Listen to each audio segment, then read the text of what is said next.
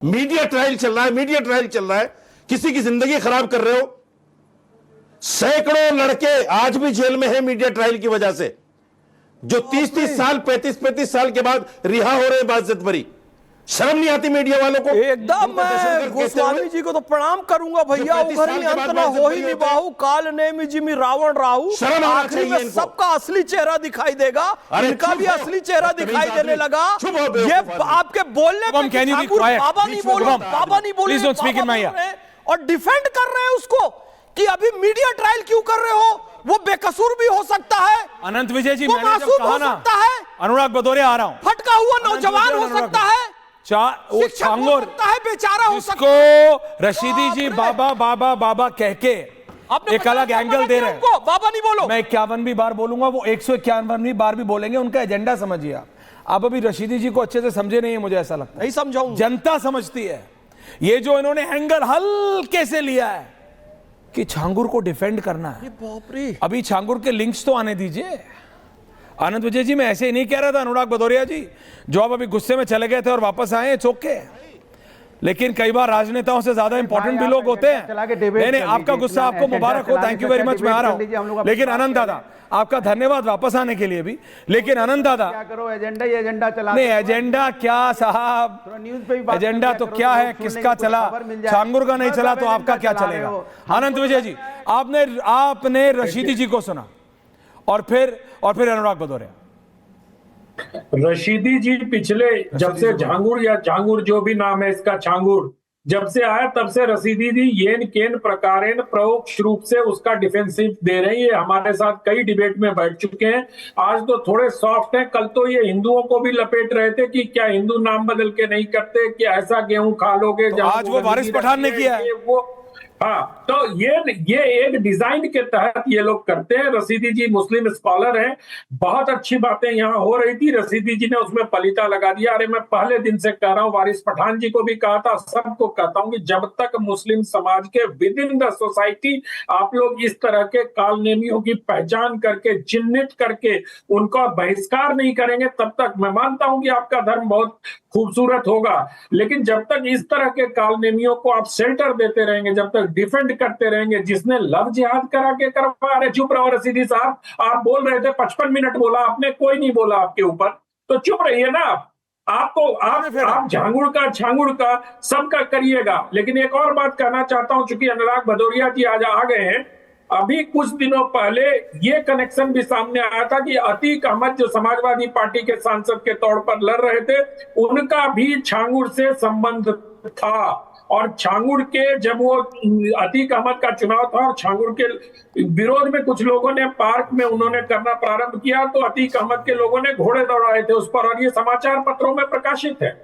ये मैं कोई मनगढ़ंत बात नहीं कर रहा हूं। किसी को कंफर्म करना हो तो दर्दन मिश्रा से जाके कंफर्म कर ले बलरामपुर में, और वहां के स्थानीय लोगों से कर ले। तो एक एक करके धीरे धीरे इसको राजनीतिक रूप से जो संरक्षण प्राप्त था, रशीदी जी चाहे उसका जितना भी बचाव करें, चाहे बहुत आदर के साथ, उसका सम्मान के साथ, अब उसको संत कहना ही बाकी रह गया। बस आप संत भी कह लो उसको।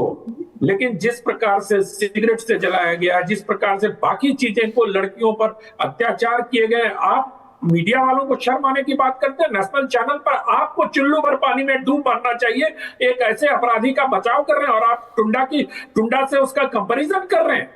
शर्म तो आपको आनी चाहिए रशीदी साहब। मीडिया उठाने के पहले आप दूसरों को भी देखा करिए, अपने को भी देखा करिए।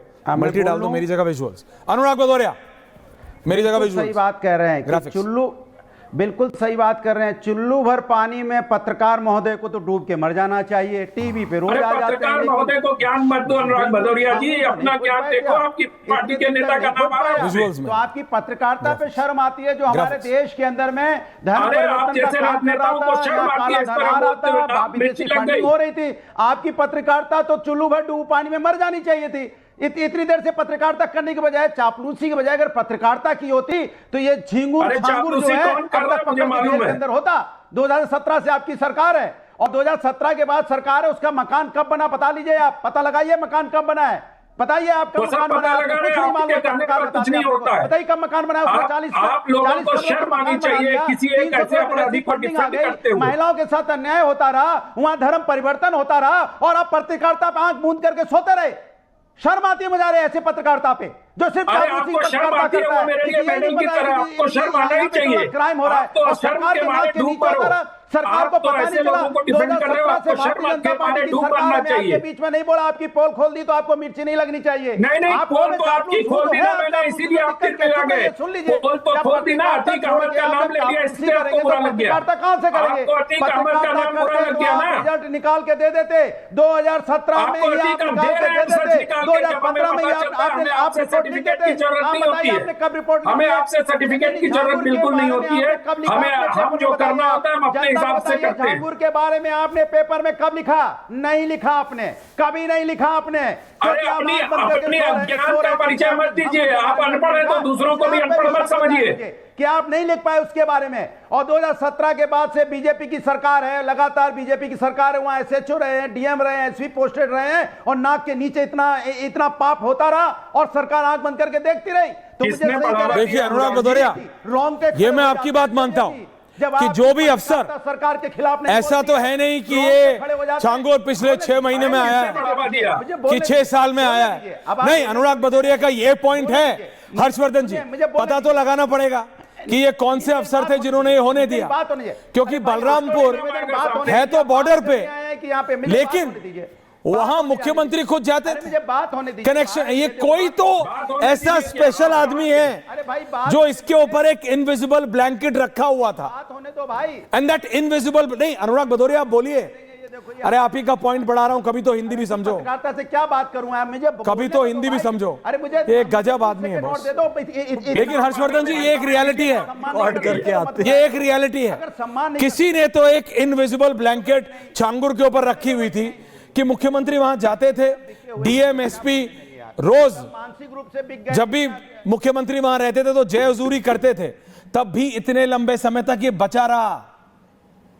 अब इसकी डिटेल्स आ रही हैं। प्रश्न है ऐश्वर्या जी, वो एक अलग प्रश्न है। नहीं, प्रश्न है, लेकिन अलग तो स्टोरी तो है ना, कैरेक्टर तो यही है।